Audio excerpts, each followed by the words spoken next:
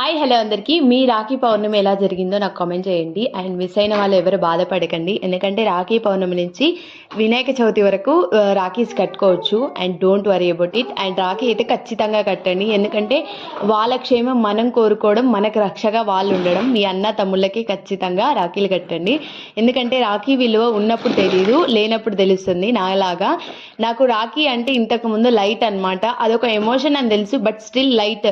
ఎందుకంటే మా తమ్ముడు ఐసీలో ఉన్నప్పుడు వాడు అదే రాఖీ నా చేతి పట్టుకొని, అక్క ఏడికి వెళ్ళకక్క, ఈయనే ఉండక్క నాతోటి, నువ్వు బయటకు పోకక్క ప్లీజ్ అక్క, ఈయనే ఉండక్క అని నా చేతి పట్టుకొని అడుగుతుంటే ఎంత క్యూట్గా అండ్ నా హార్ట్ ఎంత హెవీ అయిపోయిందంటే ఆ రోజు ఐసీలో.